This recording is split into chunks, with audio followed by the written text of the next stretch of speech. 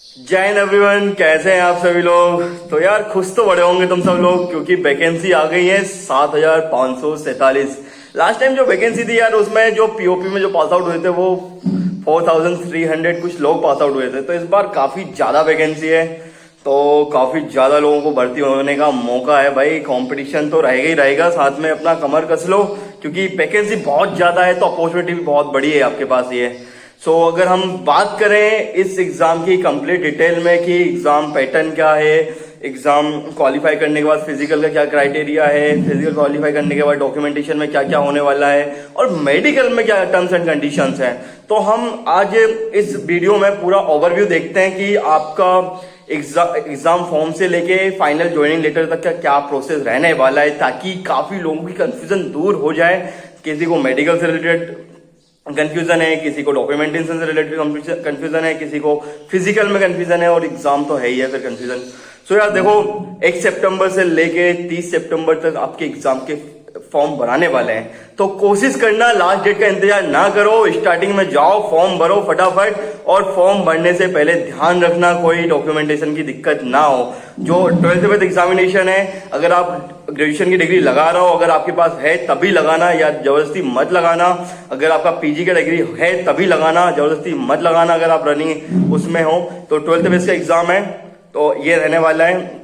उसके बाद जो वैकेंसी है वो टोटल वैकेंसी है 7,547, जिसमें मेल वैकेंसी है 5,056, जिसमें आपका एक्स सर्विसमैन भी आ जाते हैं, ऑल कैटेगरीज आ जाती हैं, और पैरा एसएफ के जो भी पर्सनल है वो आ जाते हैं। उसके बाद जो फीमेल वैकेंसी है वो 2,491 टोटल है, जिसमें ओनली फीमेल्स रहने वाली, इसमें कोई एक्स सर्विसमैन और पैरा वगैरह इसमें कुछ नहीं रहने वाला।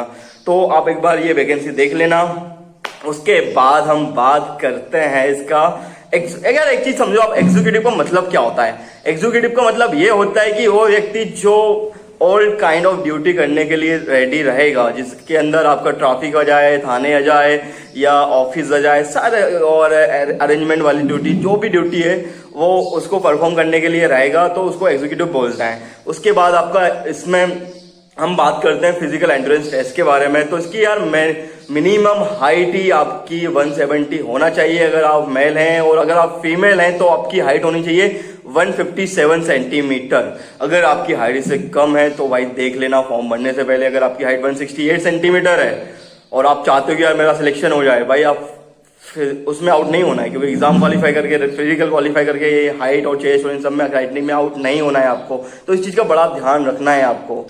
बाकी एक वीडियो में मैंने इसका हाइट रिलैक्सेशन और इनका डिस्कशन करा हुआ है, वो पहाड़ी लोगों के लिए होता है और एसटी कैटेगरी वालों के लिए होता है। तो क्या यार क्या होता है, लास्ट टाइम जब मैं अपना फिजिकल दे रहा था तो मेरा एक दोस्त था जिसकी हाइट थी 168 सेंटीमीटर। वो दिन रात मेहनत करता रहा फिजिकल क्वालिफाई करने के लिए। फिजिकल टफ है इसका, 6 मिनट में 1600 करना रहता है, टफ फिजिकल है। तो वो फिजिकल क्वालिफाई कर लिया फाइनली, लेकिन उसको हाइट में बाहर कर दिया। तो क्या सेंस हुआ भाई इस बात का। तो एक बार चेक कर लेना अपनी हाइट, अपनी अगर हाइट में डाउट है तो हाइट चेक कर लेना। चेस्ट का जो मिनिमम एक्सपेंशन है वो 80 से 85 तक रहने वाला है, तो चेस्ट भी देख लेना। अगर आपकी चेस्ट या 70 है तो फिर दिक्कत है। तो ये सारी चीज देख के चलना, क्योंकि लास्ट टाइम पे आपको दिक्कत नहीं होनी चाहिए। उसके बाद हम बात करें डीबी की, डॉक्यूमेंट वेरिफिकेशन में सबसे जरूरी आज के टाइम पे है ड्राइविंग लाइसेंस। ड्राइविंग लाइसेंस आपका कार और बाइक का चलेगा, लाइट मोटर व्हीकल में आपका कार और बाइक का होता है, ठीक है। अगर आप बोलो कि बाइक ही बाइक का चल जाए तो नहीं चलने वाला। बाकी तीनों का बनवा लो आप, 2 wheeler, 4 wheeler, 6 wheeler, tractor trolley और जो भी चीजें होती हैं तो बनवा लो और बनवा के रख लो भाई। बाद में ये मत सोचना कि मेरा डीबी नहीं है और मेरा काम चल जाएगा। डीबी के बिना एक्सेप्टेंस नहीं मिलने वाला आपको। दूसरी चीज यार, आपका क्रूशियल डेट का बड़ा ध्यान रखना। आपका जो भी सर्टिफिकेट होने वाला है सर्टिफिकेट, उसमें क्रूशियल डेट का मतलब ये है कि जैसे आज 1 सितंबर से फॉर्म भरना चालू है तो 30 सितंबर इसकी लास्ट डेट है। तो 30 सितंबर जो है वो क्रूशियल डेट है। इससे पहले का सर्टिफिकेट आपके पास होना चाहिए, इसके बाद का नहीं होना चाहिए। किसी के पास नहीं है तो फटाफट जाके बनवा लो, नहीं तो यहाँ पे आउट होने का चांसेस रहेंगे। क्योंकि अभी जो कोर्ट में केस चल रहा है 356 लोगों के लिए, वो EWS का, वो क्रूशियल डेट के कारण ही चल रहा है। अब उनकी जॉब पे बन गई है कि वो उनको जॉब से निकाल तो नहीं देंगे। तो ये गलती आप मत करो, अपना क्रूशियल सर्टिफिकेट बनवा लो 30 सितंबर से पहले का, तो फटाफट, अगर है नहीं तो बनवा लो, और रिन्यू करवाना तो रिन्यू करा लो, और सेंट्रल का सर्टिफिकेट होना जरूरी है, ठीक है। तो ये हो गया। उसके बाद हमारा चेस्ट का एक्सपेंशन तो मैंने बता ही दिया। अब इसके बाद बात करते हैं आपने एग्जाम फॉर्म भरा, एग्जाम आपका हुआ नवंबर में, आपने एग्जाम क्वालिफाई करा, आपका उसके बाद होगा फिजिकल। तो फिजिकल में क्या होने वाला है, फिजिकल में यार आपका 1600 मीटर की रनिंग है बॉयज के लिए, और गर्ल्स के लिए भी 1600 मीटर की रनिंग है। लेकिन बॉयज की जो टाइमिंग है वो 1600 मीटर की है आपकी 6 मिनट। 14 फीट लॉन्ग जंप है और हाई जंप है आपका 3.9 इंच, यानी कि लगभग 4 फीट आपका लगभग। तो ये आपका हाई जंप हो जाता है। ये 3 इवेंट होते हैं और सेम गर्ल्स के लिए रहेंगे। लेकिन गर्ल्स का जो टाइमिंग है वो 1600 मीटर का 8 मिनट है, और जो आपका लॉन्ग जंप है वो 10 फीट का है, और जो आपका हाई जंप है वो 3 फीट का है। तो यार फिजिकल बहुत बड़ा क्रूशियल फैक्टर होने वाला है, क्योंकि जो देखो इसमें 12 गुना कैंडिडेट को ये पास करेंगे। अभी नोटिफिकेशन में लिखा हुआ है कि हम 12 गुना कैंडिडेट को पास करने वाले हैं। तो अब जैसे कि वैकेंसी है 7000, तो आपको वही 90,000 के आसपास लोग बनने वाले हैं।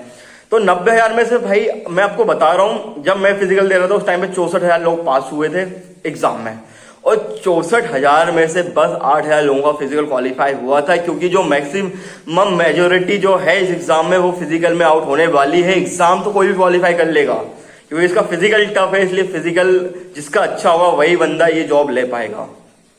तो इसके कारण का कट ऑफ भी बहुत ज्यादा नहीं जाता है। अगर इस बार तो लास्ट टाइम जब कट ऑफ आया था वो मैक्सिमम था 71, है ना। तो लेकिन उस बार वैकेंसी थी 4,500 के आसपास, इस बार वैकेंसी है 7,500। तो इस बार कट ऑफ आपका कम ही जाने वाला है, पिछली बार से कम ही जाने वाला है। तो आप ये करिए, ये मान के चलिए अगर आपका 75 स्कोर आप कर रहे हैं तो आप सिक्योर हो। तो यार ये इस चीज का ध्यान रखना है। तो आप मैक्स से मैक्स स्कोर करें ताकि आपको बाद में कोई टेंशन ना रहो आपका मेरिट से आउट होने की, ठीक है। तो ये सारी चीजें हो गई फिजिकल की।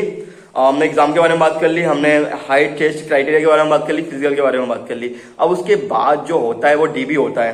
तो डीबी में आपके जो भी सारे डॉक्यूमेंट्स हैं, आपका ड्राइविंग लाइसेंस मस्ट है, क्रूशियल डेट का सर्टिफिकेट ध्यान रखना, ठीक है। ये 2 चीजें हुई डीबी में, ये जो जिसमें आपके आउट होने के चांसेस है। उसके बाद हम बात करते हैं आपका डीबी होने के बाद आपका होता है मेडिकल। तो मेडिकल के लिए यार आपको बुलाया जाएगा 1-2 महीने बाद। लेकिन मेडिकल में सबसे अगर आप आउट भी होंगे तो आपकी आंखों के वजह से ही आउट होंगे। अगर आपकी आंखें 6/9 और 6/9 चाहिए आपकी आंखें अगर है तो कोई दिक्कत नहीं है। अगर आपकी आंखें 6/12 या 6/18 है तो आपको इस चीज का ध्यान रखना पड़ेगा फॉर्म भरने से पहले। बाकी इस चीज का ध्यान रखना, क्योंकि इसमें कलर ब्लाइंडनेस नहीं होना चाहिए, कलर ब्लाइंडनेस में दिक्कत है। उसके बाद यार नौकनी वगैरह, नौकनी अगर कोई प्रॉब्लम है तो मेरी एक वीडियो मैंने डाला हुआ था नौकनी कैसे सही करना है, वो देख लेना जाके, तो उससे काफी आप इफेक्टिव होने वाली वो वीडियो। उसके बाद हम बात करें तो कोई मेजर डिसीज आपको नहीं होना चाहिए, जैसे कि कोई बहुत बड़ा लंग्स में कोई प्रॉब्लम नहीं होनी चाहिए, लीवर किडनी जो भी अपने ऑर्गन है उसमें कोई डिफेक्ट नहीं होना चाहिए, हार्ट रेट अपना सही ठीक ठाक होना चाहिए। और भी जो बहुत क्रूशियल जैसे होता है पायल्स हुआ, एड्स हुआ, ये सब नहीं होना चाहिए। बाकी कोई दिक्कत नहीं, बहुत टफ मेडिकल नहीं होता है इसका, बहुत नॉर्मल मेडिकल होता है। सीपीयू से तो बहुत ज्यादा इजी मेडिकल है, तो इसमें ज्यादा मेडिकल में आउट नहीं होते हैं आप लोग। उसके बाद हम बात करें तो ये आपका मेडिकल हो गया। उसके बाद फाइनल ज्वाइनिंग आती है। ज्वाइनिंग के टाइम पर अटेस्टेशन फॉर्म आएगा। तो यार अटेस्टेशन फॉर्म में अगर आप जॉब लगने के बाद टर्मिनेट होते हो तो वो एक ही रीजन होता है कि आपके ऊपर कभी कोई एफआईआर हुआ हो, कभी कोई चालान हुआ हो, कभी आपको नजरबंद रखा हो, कभी आपको गिरफ्तार करा हो, या कभी और कोई रीजन रहा हो। तो अगर ये पुलिस से रिलेटेड कोई रीजन है, कोर्ट कचहरी से रिलेटेड, और आप उस फॉर्म में नहीं बताते हो, मेरे पास फॉर्म है आपको दिखाता हूँ। ये मेरे पास दिल्ली पुलिस का अटेस्टेशन की फॉर्म है। तो इसके ये कुछ पॉइंट है, तो इसमें ये एफआईआर वगैरह ये पूरा लिखा हुआ है। तो इसमें टर्म्स एंड कंडीशन भी लिखी होती है कि हम आपको टर्मिनेट कर सकते हैं। तो मेरे साथ यही हुआ, मैं टर्मिनेट हूँ और दिल्ली पुलिस कांस्टेबल से मैं टर्मिनेट हूँ। तो मेरे साथ यही सब हुआ था कि अटेस्टेशन फॉर्म में मेरे ऊपर एक एफआईआर थी, मेरी बड़ी मम्मी ने झूठी एफआईआर करी हुई थी और मेरा मैटर भी खत्म हो गया था। अगर मैं वहां पर बता देता तो मेरी जॉब नहीं जाती, लेकिन मेरे से गलती यही हुई कि मैंने बताया नहीं। तो भाई ये सारी चीज आप ध्यान रखना। अगर आपके ऊपर एफआईआर है, अगर मैटर पेंडिंग है तो मैटर खत्म कराओ सबसे पहले, और अगर एफआईआर आपकी खत्म हो गई तो वहां पे आपको बताना है। तो उसके लिए टेंशन लेनी नहीं है, आपको जॉब मिल जाएगी, ठीक है। तो यही सारी प्रोसेस है यार, इस चीज का आप ध्यान रखें। बाकी ऑल द बेस्ट। अगर हम आप चाहो तो अपन एक डिटेल स्ट्रेटेजी बात कर सकते हैं, डिटेल में हम बात कर सकते हैं कि कैसे अपना सिलेक्शन ले लास्ट के 70 दिनों में। तो कमेंट में जरूर बताइए। बाकी ऑल द वेरी बेस्ट। यही प्रोसेस है, इसके ही थ्रू आपका सिलेक्शन होने वाला है। Thank you so much. जय हिंद।